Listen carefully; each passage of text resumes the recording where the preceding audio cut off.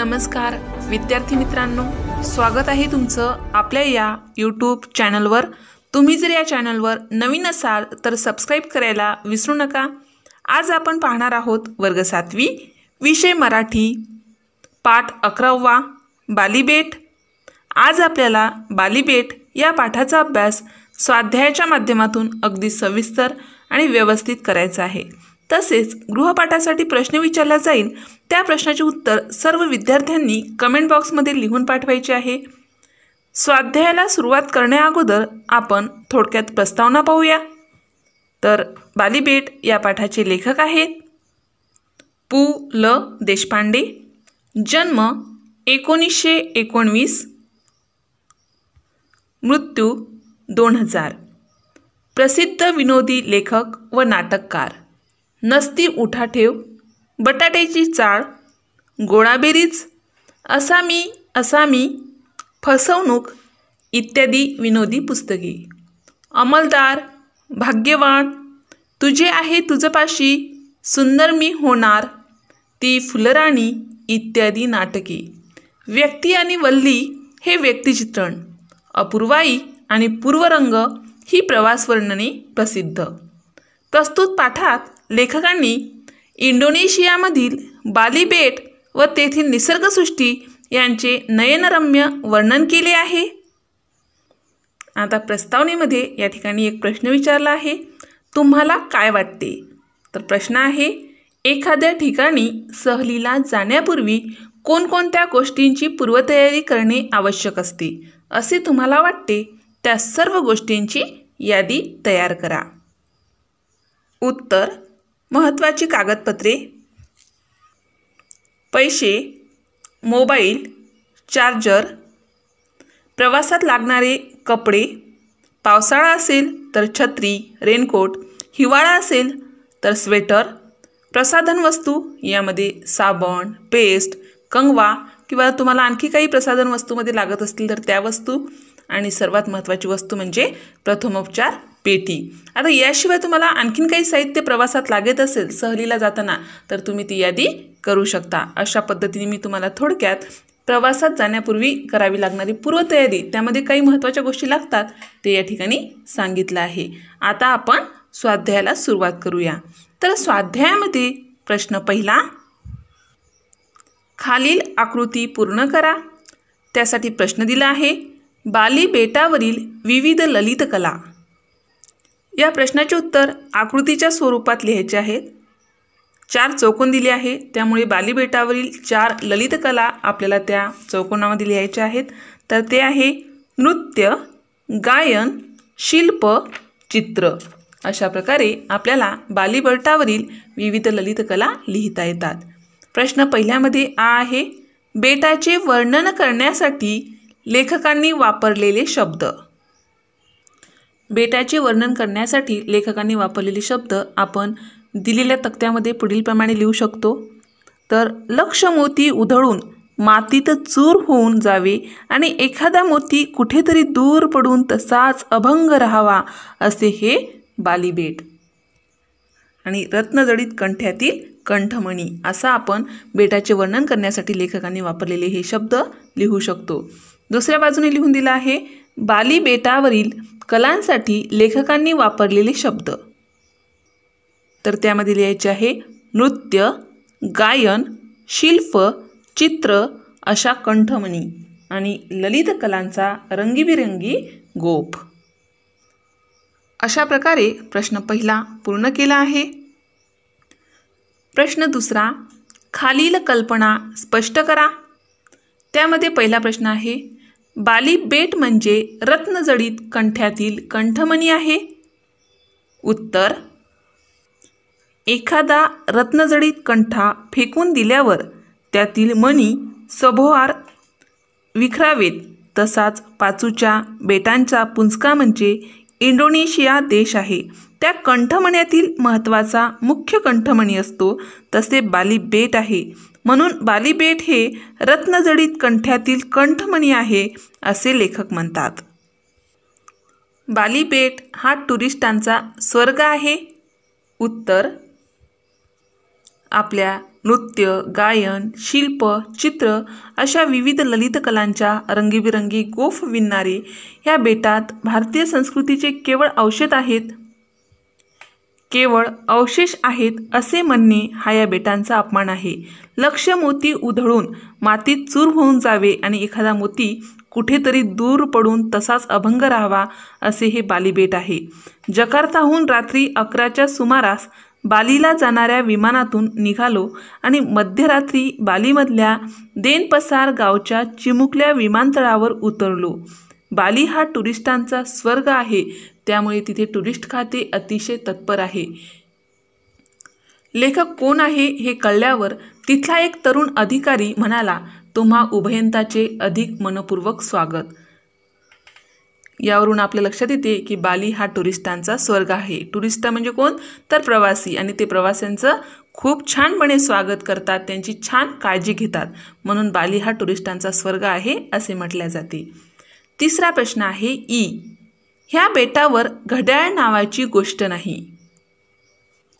उत्तर, सुमारे तास दीड तास त्या किर झाडीतून वाट काढत लेखकाची मोटार सागर बीच हॉटेलच्या टुमदार बंगलीपुढे आली आणि तिथल्या तरुण बाली सुंदरीने लेखकाचे स्वागत केले. रात्रीचा 1:30चा सुमार असेल, पण ती तरुणी आणि स्वागत विभागातले ती चपल तरुण चेहऱ्यावर जागणाराचा यत्किंचितही ताण न दाखवता स्वागत करत होते. ह्या बेटात घड्याळ नावाची गोष्ट नाही हे लगेच लक्षात आले. त्यांनी त्या सर्व प्रवाशांच्या नेमलेल्या खोल्या दाखवून दिल्या. या सर्व घटनेवरून लेखकाच्या हे लक्षात आले की ह्या बेटावर घड्याळ नावाची गोष्ट नाही. चौथा प्रश्न आहे ई. बाली बेटावरील बाग एकत्र कुटुंबासारखी वाटत होती. उत्तर, समुद्रकिनाऱ्याच्या इतक्या जवळ इतका गर्द बगीचा क्वचित पाहायला मिळतो.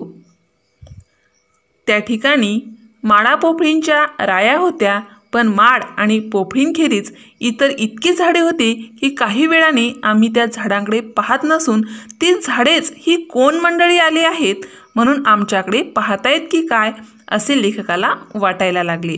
मला अज्ञात असलेल्या फुलांनी बहरलेली ती रोपटी एखाद्या शिशुवर्गात शिरल्यावर तो वर्ग जसा काहीशा भीतीने नि काहीशा गमतीने नव्या पाहुण्यांकडे पाहतो, तशी ती फुले आमच्याकडे पाहत होती. आम्ही पुढे सरकल्यावर त्यांनी एकमेकाकडे पाहून मिश्किलपणाने डोळेही मिचकावले असतील. ती फुलबाग त्या भल्या पहाटे अगदी टवटवीत जागी होती. वेलींचेही अंगधुणे झाले होते. वृद्ध वृक्षांचा समुदाय तेवढा अजून झोपेतल्या डुलक्या देत होता. काही झोपलेली अशी त्या सागर बीच हॉटेलातली ती बाग एखाद्या मुलामाणसांनी लेकीसुनांनी भरलेल्या नांदत्या गाजत्या एकत्र कुटुंबासारखी वाटत होती. अशा प्रकारे प्रश्न दुसरा, खालील कल्पना स्पष्ट करा, हा प्रश्न या ठिकाणी आपण पूर्ण केला आहे. प्रश्न तिसरा, खालील मुद्द्यांच्या आधारे बाली बेटाची माहिती लिहा.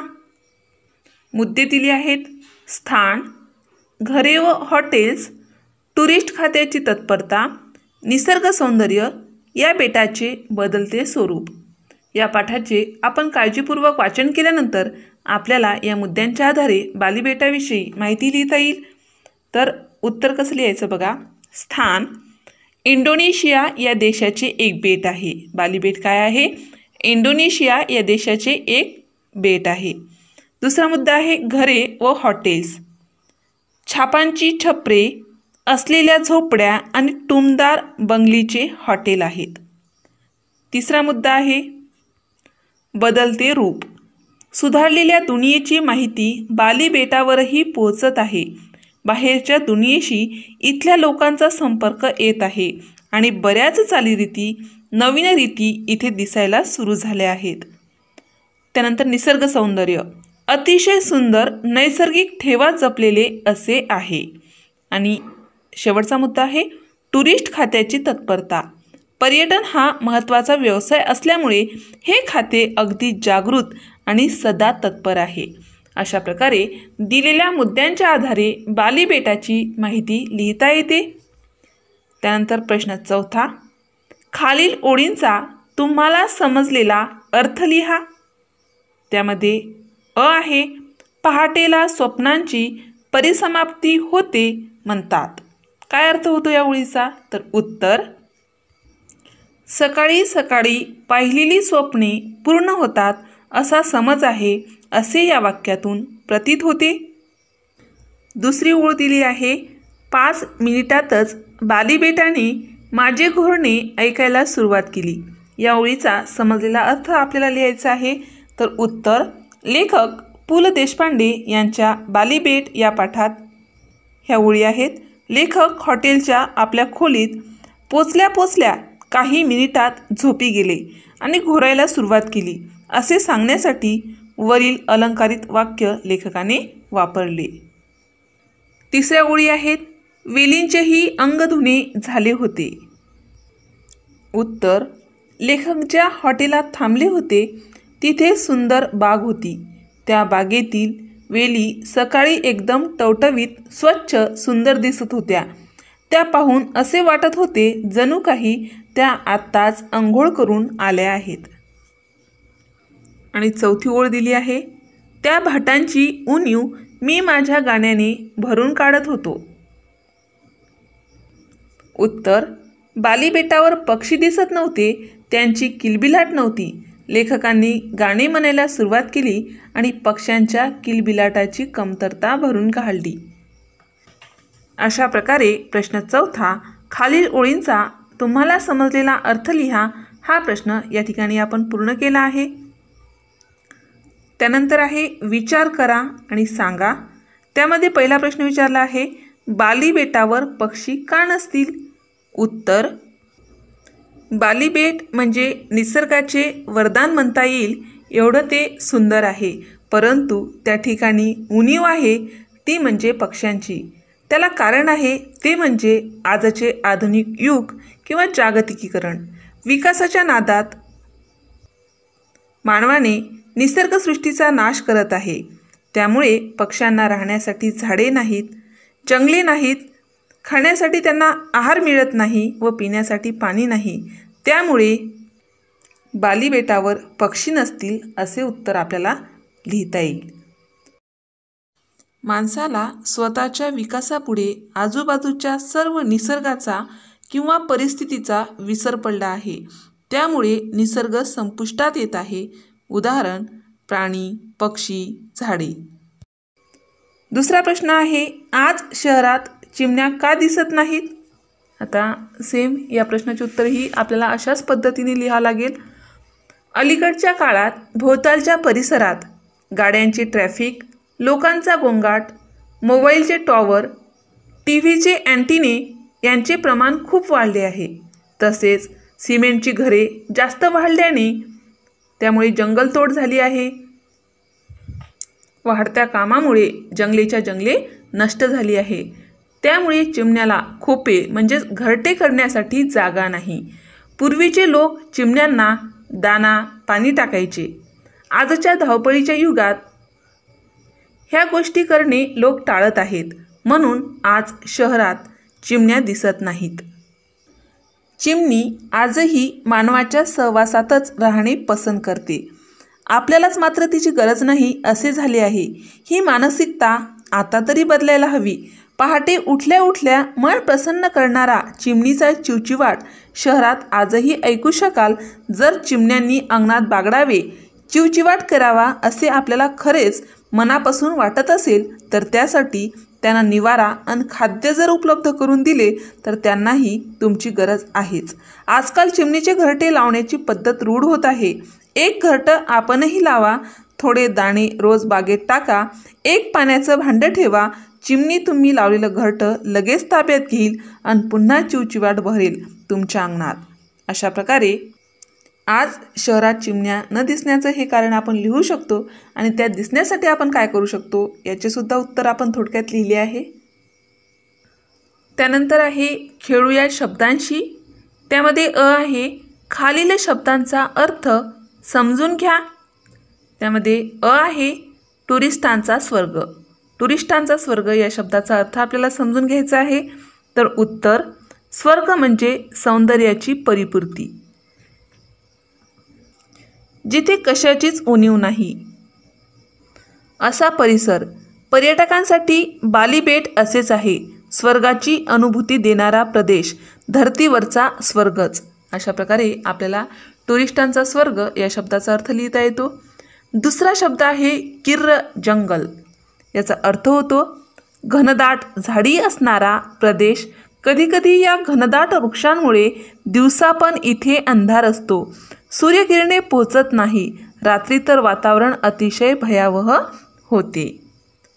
तिसरा शब्द दिला आहे अस्राप माणसे. त्याचा अर्थ पापभिरू माणसे, ज्यांच्यापासून कधीही कुण्या दुसऱ्याला नुकसान होत नाही, स्वतःवरील अन्याय ही ते मुकाटपणे सोसतात. त्यानंतर ई आहे गाणारे भाट. त्याचं उत्तर आहे स्तुती करणारे स्तुतीपाठक पूर्वीच्या काळी राजा महाराजांच्या पदरी भाट असत, जे पहाटेच्या वेळी राजाची स्तुतीपर गाणी गात असत. आणि शेवटचा आहे उ तंबूतला सिनेमा. उत्तर सिनेमा जेव्हा नवीन होता, नुकताच शोध लागला होता, तेव्हा सिनेमागृह नव्हती, पण गावोगावी विशेषतः खेड्यापाड्यातून तंबू ठोकून सिनेमा प्रदर्शित केला जाई. अशा प्रकारे खालील शब्दांचा अर्थ समजून घ्या. हा प्रश्न पूर्ण झाला आहे. त्यानंतर आ आहे खालील शब्दांचे प्रत्येकी 2 भिन्न अर्थ लिहा. त्यामध्ये पहिला शब्द आहे अभंग. अभंग या शब्दाचे आपल्याला 2 अर्थ लिहायचे आहेत. पहिला अर्थ आहे अखंड किंवा आपण त्याला न भांगणारे असेही म्हणू शकतो.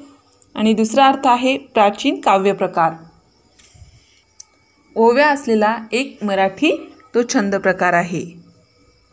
दुसरा शब्द दिला आहे बोट. बोट या शब्दाचे 2 भिन्न अर्थ लिहिता येतील. हाताचे किंवा पायाचे बोट. पाण्यातील नाव अथवा छोटे जहाज, त्यालाच आपण होडी असंही म्हणू शकतो. तिसरा प्रश्न आहे ई खालील शब्दांचा वाक्यात उपयोग करा. खालील शब्दांचा वाक्यात उपयोग करा. त्यामध्ये एक आहे उभयता. त्याचा वाक्यात उपयोग करता येईल. राजा आणि राणी उभयंतांनी ग्रामदेवतेचे दर्शन घेतले. उभयंत म्हणजे जोडपं असते, पती पत्नी, आई बाबा, राजा राणी, त्यांना उभयंता असे म्हणतात आणि त्याचा आपण वाक्यात उपयोग केला आहे. दुसरा शब्द दिला आहे यत्किंचितही. त्याचा वाक्यात उपयोग करता येईल. यत्किंचितही निराश न होता अनेक आव्हाने पेलत गिर्यारोहक एव्हरेस्ट शिखर सर करतात. तिसरा शब्द आहे चौघडा. वाक्यात उपयोग चौघड्याच्या मंगलमय आवाजाने वातावरण प्रसन्न झाले होते. आणि चौथा शब्द आहे चित्रविचित्र. वाक्यात उपयोग चित्रविचित्र आकाराच्या ढगांनी आभाळ व्यापून गेले. अशा प्रकारे खेळूया शब्दांशी. हा प्रश्न आपला पूर्ण झाला आहे. त्यानंतर आहे उपक्रम. उपक्रमामध्ये दिलेला प्रश्न आहे पु ल देशपांडे यांनी लिहिलेली पुस्तके मिळवा आणि वाचा. आता पु ल देशपांडे यांनी भरपूर पुस्तके लिहिली आहेत. आपल्या प्रस्तावनेमध्ये आपण त्या पुस्तकांची बरीच नावे लिहिली आहेत. त्यामध्ये नसती उठा ठेव, एक शून्य मी, अघळपघळ, हसवणूक, बटाट्याची चाळ, व्यक्ती आणि वल्ली, अपूर्वाई, आपुलकी, उरलं सुरलं, काय वाटेल ते होईल. तसेच पु ल देशपांडे यांची नाटके आहेत, विनोदी कथा आहेत, प्रवास वर्णने, व्यक्तिचित्रे त्यांनी लिहिलेली आहेत. आता ही पुस्तके आपल्या शाळेत ग्रंथालय असेल तर तेथून आपण ती मिळवायची आहे आणि वाचण्याचा प्रयत्न करायचा आहे. तर त्यातील एका पुस्तकातील मी थोडी माहिती तुम्हाला सांगते. हसवणूक हे त्यांचं प्रसिद्ध पुस्तक आहे. तर हसत राहण्याचा मंत्र देणारं हे पुस्तक आपल्या लाडक्या पु ल देशपांडे यांनी शाब्दिक विनोदाची पखरण करीत दिवस आनंदात घालवण्याचं जणू तंत्रच आपल्याला शिकवलं आहे. माझं खाद्यजीवन, बिग्री ते मॅट्रिक, माझे पौष्टिक जीवन, पाळीव प्राणी अशा कथांमधून पुलचा निखळ खळखळता विनोद पाणोपाणी आपल्या भेटीला येतो. पण त्याही आधी आपल्याला भेटते ती त्यांची सही आणि त्यांनी वाचकांशी केलेले हितगुज. त्यांचं दुसरं पुस्तक आहे प्रसिद्ध बटाट्याची चाळ. त्याविषयी थोडक्यात माहिती. प्रत्येक समाजाचे सांस्कृतिक वैभव दाखविणाऱ्या काही गोष्टी असतात. पु ल देशपांडे हे आपले सांस्कृतिक वैभव आणि बटाट्यांची चाळही हे या चाळीचे पुस्तक आले आणि त्यानंतर त्यांच्यावर आधारित नाट्यप्रयोग हा प्रयोग पाहण्यासाठी मुंबईत 3-3 तास रांगेत उभे राहून तिकिटे काढत अशा आठवणी सांगितल्या जातात. पुलंच्या या चाळीत वाचकांनी आणि प्रेक्षकांनीही स्वतःला शोधले. सांस्कृतिक चळवळ, सांस्कृतिक शिष्टमंडळ, निष्काम साहित्यसेवा गच्चीसह झालीच पाहिजे असे एकूण 12 प्रकरणातून ही चाळ उभी राहते. सूक्ष्म निरीक्षण शक्तीने रंगविलेली चाळीतील व्यक्तिचित्रे मनमुराद हसवितात. अशा प्रकारे इतर पुस्तके सुद्धा तुम्ही मिळवायची आहे आणि वाचन करायचे आहे. खूप सुंदर ही पुस्तके आहेत पु ल देशपांडे यांची. त्यानंतर आहे शोध घेऊया. त्यामध्ये अ दिला आहे, आंतरजालाच्या साह्याने आशिया खंडाचा नकाशा पहा. आशिया खंडातील कोणकोणत्या देशांना समुद्रकिनारा लाभला आहे व त्या समुद्रात कोणती बेटे आहेत याचे निरीक्षण करा व त्याची नोंद करा. खाली तक्ता दिला आहे. तक्त्यामध्ये आपल्याला देश लिहायचा आहे. दुसऱ्या तक्त्यामध्ये लाभलेला समुद्रकिनारा आणि तिसऱ्या किनाऱ्यामध्ये तेथील बेटे लिहायची आहेत. तर उत्तर, तर आशिया खंडामध्ये कोणकोणत्या देशांना समुद्रकिनारा लाभला आहे ते पहा. देश आहे इंडोनेशिया, लाभलेला समुद्रकिनारा आहे 54,716 किमी आणि त्यातील बेटे आहेत बाली, सुमात्रा, जावा. दुसरा देश आहे रशिया, लाभलेला समुद्रकिनारा आहे 37,653 किमी आणि त्यातील बेटे आहेत कुरिल, उरूप, शिकोटन. तिसरा देश आहे फिलिपिन्स, लाभलेला समुद्रकिनारा आहे 36,289 किमी आणि त्यातील बेटे आहेत लुझॉन, पालवान, बोहोल. त्यानंतरचा देश आहे जपान, लाभलेला समुद्रकिनारा आहे 29,751 किमी आणि त्यातील बेटे आहेत होन्शू, ओकिनावा आणि इशिगाकी. त्यानंतरचा देश आहे भारत, लाभलेला समुद्रकिनारा आहे 7,000 किमी आणि त्यातील बेटे आहेत अंदमान निकोबार, स्वराज द्वीप. आणि त्यानंतरचा देश आहे चीन, लाभलेला समुद्रकिनारा आहे 14,500 किमी आणि त्यातील बेटे आहेत उडी, तायपिंग, यगॉंग. अशा प्रकारे आंतरजालाच्या साह्याने आशिया खंडाचा नकाशा पाहून आपण आशिया खंडातील वेगवेगळ्या देशांना लाभलेला समुद्रकिनारा आणि त्यामधील बेटे लिहिली आहे आणि हा तक्ता पूर्ण केला आहे. त्यानंतरचा प्रश्न आहे, आंतरजालाच्या साह्याने अंदमान निकोबार या बेटांची माहिती खालील मुद्द्यांच्या आधारे मिळवा. मुद्दे दिले आहेत, तेथील आदिवासी, आदिवासींचे जीवनमान, निसर्ग सौंदर्य, तेथील सोयीसुविधा. तर अंदमान निकोबार या बेटांची माहिती आपल्याला या मुद्द्यांच्या आधारे लिहायची आहे. प्रस्तावना. बाली बेट या पाठातून लेखक पु ल देशपांडे यांनी इंडोनेशियामधील बाली बेट व तेथील निसर्गसृष्टी यांचे नयनरम्य वर्णन या पाठात केले आहे. आंतरजालाच्या साह्याने आशिया खंडातील अंदमान निकोबार या बेटांवरील आदिवासी यांचे वर्णन पुढीलप्रमाणे आहे. येथे आदिवासी समाजाच्या विविध प्रजाती राहतात. त्यामध्ये प्रामुख्याने जरावा, संथाळ, ग्रेट, अंदमानी, ओंग आणि शोम्पेन या प्रजाती आहेत. इंग्रजांसोबत झालेल्या लढाईत येथील अनेक आदिवासी मारले गेले, त्यामुळे त्यांची संख्या आता खूपच कमी झाली आहे. तर मुद्द्यांच्या साहाय्याने आपण पुढीलप्रमाणे अंदमान निकोबार या बेटाची माहिती समजून घेऊया. तर त्या ठिकाणचे आदिवासी लोक कोणकोणते आहेत बघा. अंदमान निकोबार या बेटांवर 5 प्रकारचे आदिवासी प्रजाती राहतात. ते पुढीलप्रमाणे: 1 जरावा, 2 संथाळ, 3 ग्रेट अंदमानी, 4 ओंग आणि 5 शोम्पेन. ह्या आहेत तेथील आदिवासी जमाती. दुसरा मुद्दा आहे आदिवासींचे जीवनमान. बाली बेट या पाठातून लेखक पु ल देशपांडे यांनी इंडोनेशियामधील बाली बेट व तेथील निसर्गसृष्टी यांचे नयनरम्य वर्णन या पाठात केले आहे. आंतरजालाच्या साह्याने आशिया खंडातील अंदमान निकोबार या बेटावरील आदिवासींचे जीवनमान कसे असते याचे वर्णन पुढीलप्रमाणे आहे. आदिवासी हे जंगलात राहतात. सुरुवातीला आदिवासी त्यांच्या बेटांवर कुणालाही येऊ देत नसत. त्यामुळे त्यांच्या जीवनमानाविषयी फारशी माहिती उपलब्ध नाही. हे आदिवासी शिकार करत. जंगली सुवर, मासे, फळे हे त्यांचे खाद्य होते. शेती करण्याची पद्धत त्यांना माहीत नव्हती. परंतु आता त्यांच्यात बदल होत आहे. ते देखील आधुनिक समाजाचा भाग बनत आहेत. तिसरा मुद्दा आहे निसर्ग सौंदर्य. अंदमान निकोबार ही बेटे अतिशय सुंदर आहेत, निसर्गरम्य आहेत. या बेटांना अतिशय सुंदर, स्वच्छ आणि विलोभनीय समुद्रकिनारा लाभलेला आहे.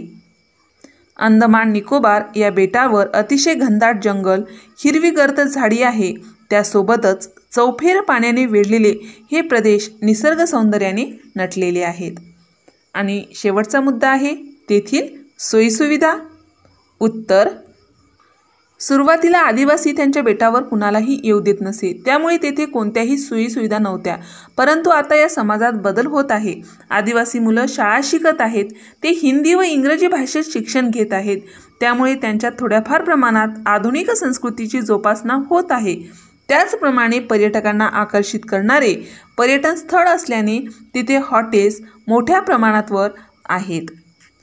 अंदमान निकोबार या बेटावर विमानतळ, हॉटेल, सुंदर रस्ते आणि अतिशय तत्पर पर्यटन खाते ह्या सोयीसुविधा आहेत. त्यानंतरचा प्रश्न आहे प्रेक्षणीय स्थळाच्या संदर्भात खाली काही मुद्दे दिले आहेत. त्याच्या आधारे तुम्ही भेट दिलेल्या एखाद्या प्रेक्षणीय स्थळाचे वर्णन लिहा. मुद्दे दिले आहेत: स्थळ, वैशिष्ट्ये, भौगोलिक, ऐतिहासिक, परिसर, निसर्ग सौंदर्य, आख्यायिका किंवा कथा, लोकपरंपरा.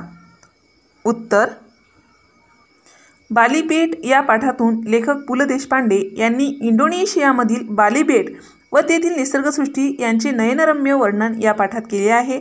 या पाठाच्या आधारे मी भेट दिलेल्या प्रेक्षणीय स्थळ म्हणजे भीमाशंकर मंदिराचे वर्णन पुढील प्रमाणे करत आहे. तुम्ही जर वेगळ्या ठिकाणी भेट दिली असेल तर तुम्ही त्याचे वर्णनसुद्धा अशा पद्धतीने करू शकता. तर स्पष्टीकरण बघा. प्रेक्षणीय स्थळ भीमाशंकर मंदिर. खालील मुद्द्यांच्या आधारे आपल्याला भीमाशंकर या पर्यटन स्थळाचे वर्णन करता येते. पहिला मुद्दा आहे निसर्ग सौंदर्य.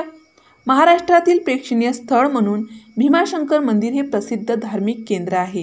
हे मंदिर पश्चिम घाटाच्या सह्याद्री पर्वतावर वसलेले आहे. भीमा नदी येथूनच उगम पावते. येथील निसर्ग सौंदर्य खूप पाहण्यासारखे आहे. घनदाट जंगल, सगळीकडे हिरवळ तसेच निखळ सौंदर्य या पर्यटन स्थळाला लाभलेलं आहे. दुसरा आहे स्थळ. भीमाशंकर मंदिर हे भोरगिरी गावात आहे. ते पुण्यापासून जवळपास 110 किमी अंतरावर आहे. हे मंदिर पश्चिम घाटाच्या सह्याद्री पर्वतावर वसलेले आहे. येथे भगवान शंकराचे प्रसिद्ध ज्योतिर्लिंग आहे. तिसरा मुद्दा आहे आख्यायिका किंवा कथा. इथले शिवलिंग खूपच जाड आहे, ज्यामुळे त्यांना मातेश्वर महादेव असेही म्हणतात. त्याचे वर्णन पुराणातही आढळते. पुराणात अशी समजूत आहे की जो भक्त रोज सकाळी ज्योतिर्लिंगाच्या नावाची पूजा करून सकाळी मंदिरास भेट देतो त्याच्या 7 जन्माची पापे दूर केली जातात आणि त्याच्यासाठी स्वर्गातील मार्ग उघडले जातात. त्यानंतर आहे वैशिष्ट्ये. भीमाशंकर मंदिर हे नगर शैलीच्या वास्तुकलेने बनविलेले प्राचीन मंदिर आहे. हे मंदिर प्राचीन विश्वकर्मा शिल्पकारांचे कौशल्य श्रेष्ठत्व दर्शवते. या सुंदर मंदिराची शिखर नाना फडणवीस यांनी 18व्या शतकात बांधली होती. असे म्हटले जाते की श्री छत्रपती शिवाजी महाराजांनी या मंदिराच्या पूजेसाठी अनेक सुविधा पुरविल्या आहेत. पाचवा मुद्दा आहे परिसर. येथील निसर्ग सौंदर्य खूप पाहण्यासारखे आहे. आपण इथे गेल्यास आपल्याला हनुमान तलाव, गुप्त भीमाशंकर, भीमा नदीची उत्पत्ती, नागफणी, बॉम्बे पॉईंट, साक्षी विनायक यासारख्या ठिकाणांना भेट देण्याची संधी मिळू शकेल. भीमाशंकर रेड फॉरेस्ट क्षेत्र आणि पक्षी, प्राणी, फुले, वनस्पतींनी भरलेल्या वन्यजीव अभयारण्याद्वारे संरक्षित आहे. हे स्थान भाविकांसाठी खूप उपयुक्त आहे. त्यानंतर आहे माहिती मिळवूया. यामध्ये एक जाहिरात दिली आहे. त्या जाहिरातीचे आपल्याला काळजीपूर्वक वाचन करायचं आहे, निरीक्षण करायचं आहे आणि विचारलेल्या प्रश्नाची उत्तरे लिहायची आहेत। तर जाहिरातीचे वाचन आपण करूया। केल्याने देशाटन, त्वरा करा त्वरा करा, आजच लक्ष्मी टूर्सला भेट द्या। लक्ष्मी टूर्सतर्फे आयोजित उन्हाळी सुट्टीतील खास परदेश सहल। आपली सहल निश्चित करा, उन्हाळी सुट्टीचा आनंद घ्या। 28 फेब्रुवारीपर्यंत नोंदणी करणाऱ्याला प्रवास शुल्कात 50% सवलत व भेटवस्तूंची खैरात। सहलीचा कालावधी मे महिना। संपर्कासाठी कार्यालयाचा पत्ता लक्ष्मी टूर्स, लक्ष्मीकांत बिल्डिंग, लक्ष्मीनगर, पुणे। वरील जाहिरात वाचा, त्या आधारे खाली दिलेल्या प्रश्नांची उत्तरे लिहा। तर आपण जाहिरातीचे व्यवस्थित वाचन केले आहे। पहिला प्रश्न आहे, सहलीचे आयोजक कोण आहेत? उत्तर, लक्ष्मी टूर्स हे सहलीचे आयोजक आहेत। दुसरा प्रश्न, सहलीची वैशिष्ट्ये कोणती? उत्तर, उन्हाळी सुट्टीतील खास परदेश सहल हे सहलीचं वैशिष्ट्य आहे। तसेच 28 फेब्रुवारीपर्यंत नोंदणी करणाऱ्याला प्रवास भाड्यात 50% सवलत व भेटवस्तू हे सुद्धा महत्त्वाचं वैशिष्ट्य आहे। तिसरा प्रश्न आहे, सहलीला जाण्यासाठी नोंदणी करणाऱ्याला सवलत का दिली असावी असे तुम्हाला वाटते? उत्तर, जास्तीत जास्त लोक सहलीसाठी यावे आणि सहलीला भरपूर प्रतिसाद मिळावा म्हणून सहलीला जाण्यासाठी नोंदणी करणाऱ्याला सवलत दिली असावी। चौथा प्रश्न आहे, प्रस्तुत जाहिरात विश्वसनीय आहे असे तुम्हाला वाटते का? जाहिरातीतील कोणती गोष्ट तुम्हाला अविश्वसनीय वाटते? उत्तर, प्रस्तुत जाहिरातीतील टूर्सच्या कार्यालयाचा पत्ता दिलेला आहे म्हणून जाहिरात विश्वसनीय वाटते। विदेश सहल असल्यावरही 28 फेब्रुवारीपर्यंत नोंदणी करणाऱ्याला प्रवास शुल्कात 50% सवलत व भेटवस्तू भेटत असल्याने ही गोष्ट अविश्वसनीय वाटते। त्यानंतर आहे, आपण समजून घेऊया। खालील वाक्य वाचा। खाली काही मुलांची चित्र दिली आहे, त्यांच्या चेहऱ्याचे हावभाव आपल्याला दिसत आहे। पहिला आहे, शाब्बास, चांगले काम केलेस बाळा, असं कुणीतरी म्हटल्यानंतर आपल्या चेहऱ्यावर अशा प्रकारचे हावभाव होतात हे या चित्रावरून लक्षात येते। दुसरं आहे, अरे रे फार वाईट झाले, तेव्हा असा चेहरा आपल्या लक्षात येतो।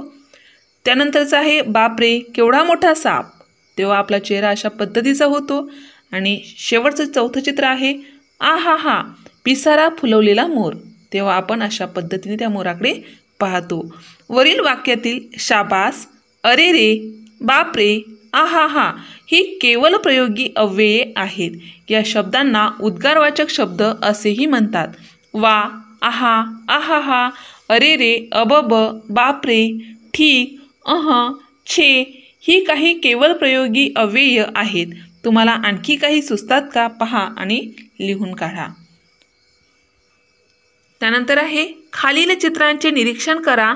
चित्रातील व्यक्ती कोणत्या चुका करत आहेत, त्या चुकांचा परिणाम काय होऊ शकतो यावर गटात चर्चा करा। चर्चेतील मुद्द्यांचे वर्गात गटनिहाय सादरीकरण करा। या ठिकाणी प्रवासाचे साधने, प्रवास करणारे व्यक्ती याची चित्रे दिली आहेत, आपल्याला त्या चित्राचे वर्णन करायचं आहे। तर पहिल्या चित्राखाली आपल्याला दिलं आहे, वाहतुकीचे नियम पाळा, रस्त्यावरचे अपघात टाळा। या चित्राचे आपण थोडक्यात स्पष्टीकरण करूया।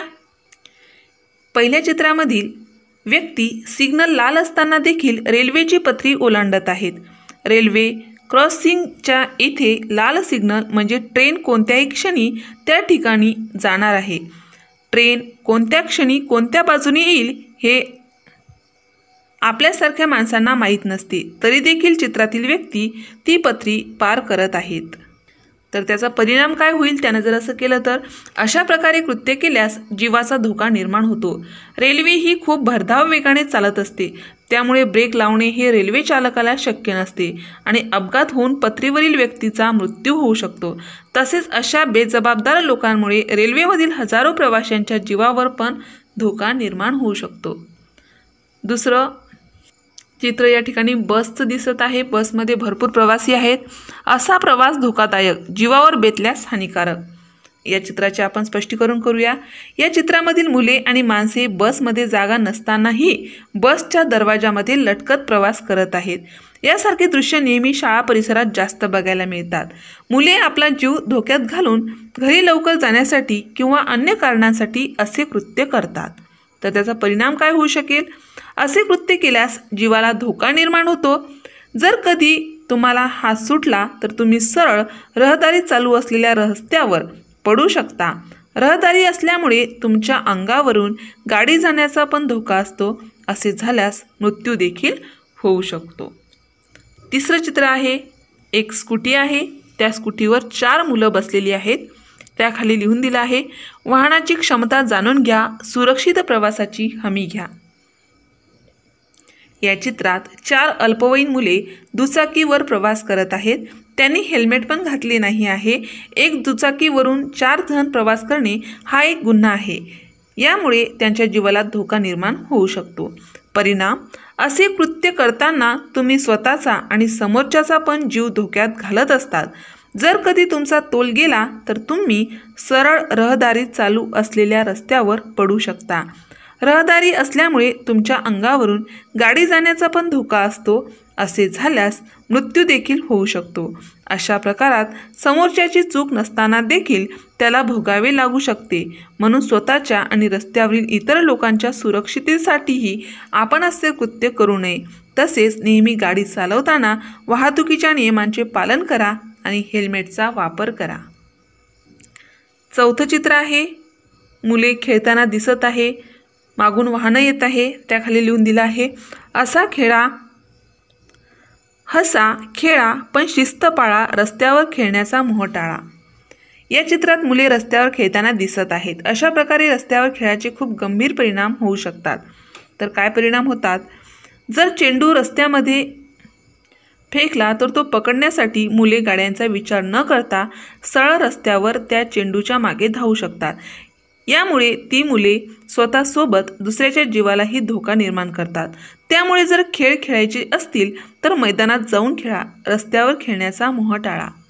अशा प्रकारे दिलेल्या चित्रांचे निरीक्षण करून चित्रातील व्यक्ती कोणत्या चुका करत आहेत, त्या चुकांचा परिणाम काय होऊ शकतो यावर आपण उत्तर लिहिलं आहे। तुम्ही चर्चा करून अजून चांगल्या प्रकारे उत्तर लिहू शकता आणि समजून घेऊ शकता। सर्वात महत्त्वाचं म्हणजे ह्या चुका करणे आपल्याला टाळायचे आहे। आता शेवटचा प्रश्न आहे, खालील पाट्यांवर वाहतूक सुरक्षिततेच्या संदर्भात घोषवाक्ये तयार करून लिहा। तर ती घोषवाक्य आपण लिहू शकतो। दोन्ही पाट्यावर एक एक घोषवाक्य किंवा 2-2 घोषवाक्य आपल्याला लिहायची आहेत। तर पहिलं घोषवाक्य आहे, अतिवेग आणि माणसासने येम देव। रस्ता ओलांडताना डावे उजवे पाहू, आपला जीव आपणच सांभाळून ठेवू। रस्ता जपून ओलांडा, झेब्रा क्रॉसिंगवरच रस्ता ओलांडा। अशा प्रकारचे बरेच घोषवाक्य आपण वाचतो, ऐकतो, आपण त्याचे पालनसुद्धा करायला पाहिजे। अशा प्रकारे आपण संपूर्ण स्वाध्याय या ठिकाणी पूर्ण केला आहे। आता वेळ आहे आजच्या गृहपाठाची। तर आजचा गृहपाठातील प्रश्न आहे, वाहतूक सुरक्षिततेच्या संदर्भात 10 घोषवाक्ये तयार करून लिहा आणि ती अंमलात आणा।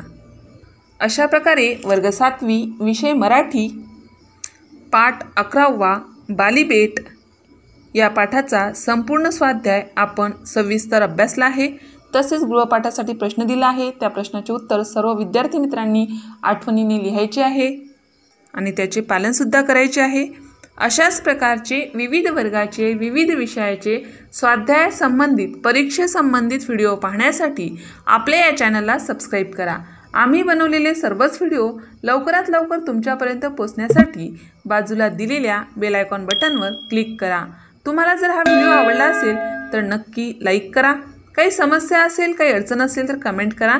शक्य असेल तर मित्रमैत्रिणींमध्ये शेअर करा आणि सर्वात महत्त्वाचं म्हणजे तुम्ही हा व्हिडिओ शेवटपर्यंत पाहिल्याबद्दल धन्यवाद।